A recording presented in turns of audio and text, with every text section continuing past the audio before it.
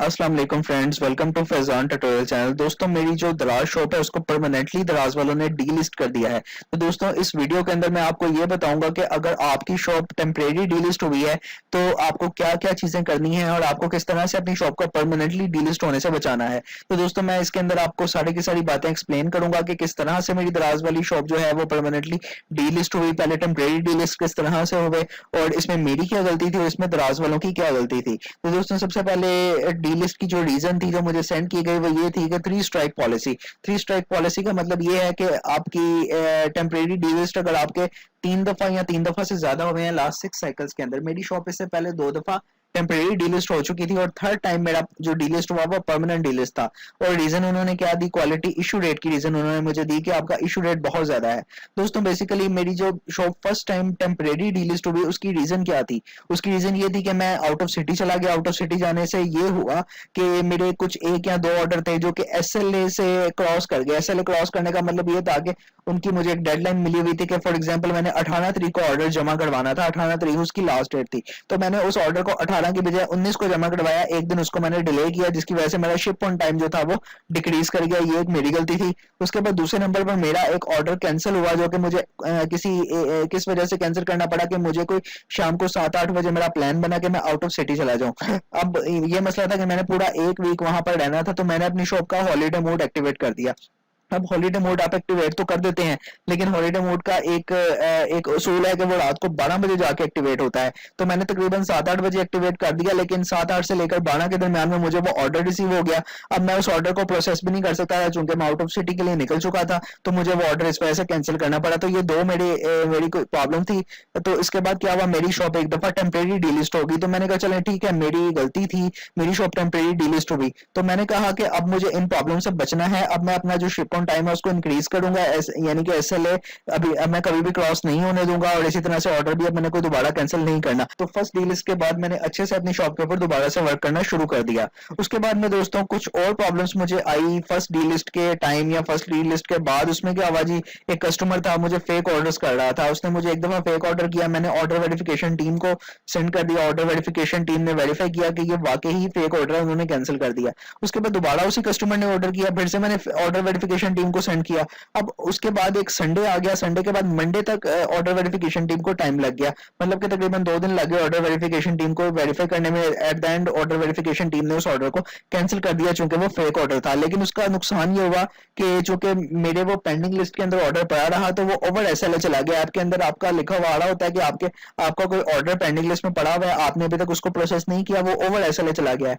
अब ये जो ओवर एसएलए गया ये मेरी गलती नहीं थी चूंकि ये दराज वालों की तरफ से डिले था। इसी तरह से मेरे साथ कुछ और प्रॉब्लम हुआ कि मुझे एक दो कस्टमर थे जिन्होंने फेक रिटर्न्स किए। फेक रिटर्न्स का क्या मतलब है, मतलब कि उनको प्रोडक्ट यूज करनी नहीं आती थी, उन्होंने ऑर्डर कर ली, जब उनको रिसीव हुई उन्हें यूज नहीं करनी आई, उन्होंने रिटर्न कर दी। इसी तरह से एक कस्टमर ऐसा भी निकला कि जिसने मुझे रिटर्न कर दी प्रोडक्ट, जबकि उसने जो प्रोडक्ट मैंने उसे सेंड कर दी की थी वो प्रोडक्ट उसने अपने पास रख लिया और मुझे उसने गलत प्रोडक्ट रिटर्न कर दी जो कि दराज वालों ने बगैर सोचे समझे एक्सेप्ट कर ली। अब ये जो प्रॉब्लम मेरे साथ पेश आए थे इनके मैंने क्लेम्स वगैरह दराज वालों को के लिए फिल करके उनको सेंड किए जो कि मेरे अप्रूव हो गए। इसी तरह से मुझे एक पेनल्टी भी लगी थी, वो पेनल्टी भी मैंने रिवर्स करवा ली। तो ये सारे के सारे मामला मैंने जो थे इनको हैंडल कर लिया, सारे मेरे क्लेम्स जो थे वो अप्रूव थे, पेनल्टी भी रिवर्स थी। लेकिन मसला क्या हुआ, ये सारा का सारा कुछ अप्रूव करवाने के बावजूद मेरी जो शॉप थी वो second time temporary D list हो गई। अब सेकंड टाइम जो टेम्परेरी डी लिस्ट था वो इस वजह से था कि ये जो मेरे एक तो ये एसएल इसकी वजह से बढ़ा हुआ था,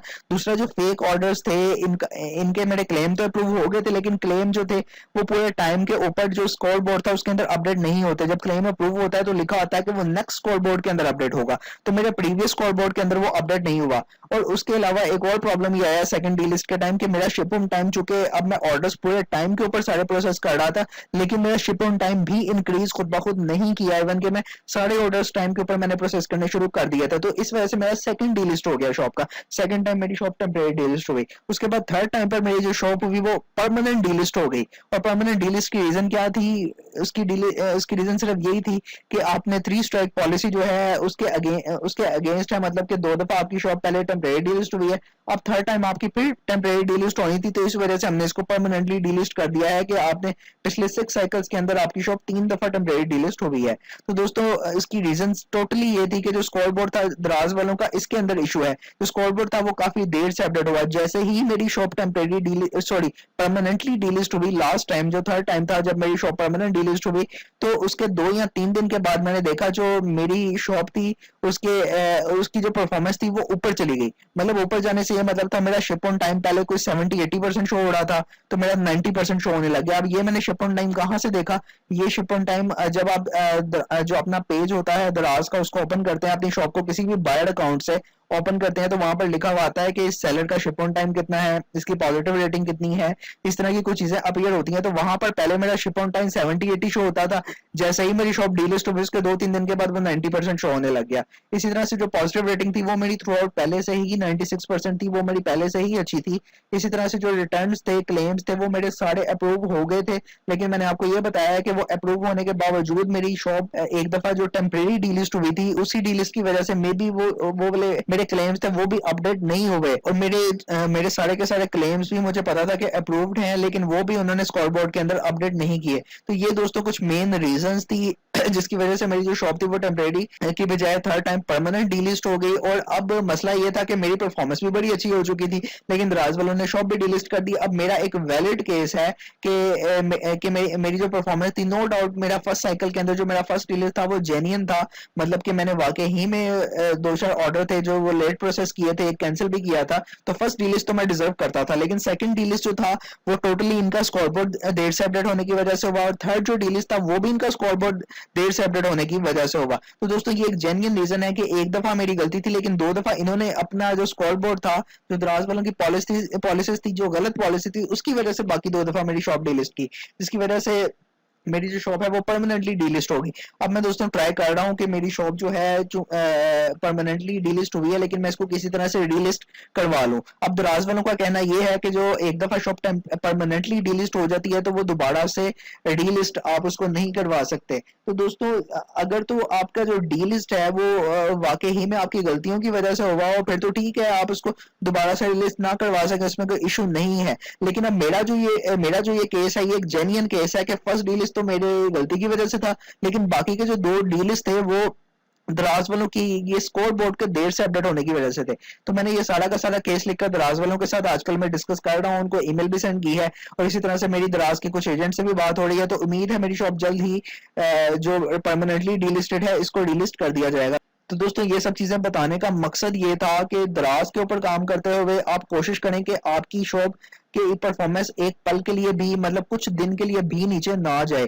देखिए मेरी एक छोटी सी गलती थी, मेरी शुरू में सिर्फ परफॉर्मेंस थोड़ी सी डाउन हुई थी, लेकिन उसको अपडेट करते करते दराज वालों ने 1 महीना लगा दिया, और उसे 1 महीने के अंदर अंदर मेरी शॉप 2 दफा मजीद डीलिस्ट हो गई, और एट द एंड क्या होगा, परमानेंटली डीलिस्ट हो गई। तो दोस्तों मैं आपको यही कहूंगा, अगर आपने दराज के ऊपर काम करना है तो अपनी परफॉर्मेंस को जरा सा भी नीचे ना जाने दें। एक दफा आपकी परफॉर्मेंस नीचे गई तो उसको ऊपर करना बहुत ही ज्यादा मुश्किल हो जाता है, और एक डीलिस्ट के बाद बाकी के 2-3 डीलिस्ट भी हो ही जाते हैं। आप बेशक उसको जितना मर्जी रोक लें, जितनी मर्जी आप अपनी परफॉर्मेंस को इंप्रूव कर लें। तो दोस्तों ये सब चीजें बताने का मकसद ये था कि आप अपने आप को पहले से मेंटली प्रिपेयर कर लें और आप इन सब मुश्किलों से और परेशानियों से बच सकें। तो दोस्तों इस वीडियो को देखने का बहुत बहुत शुक्रिया।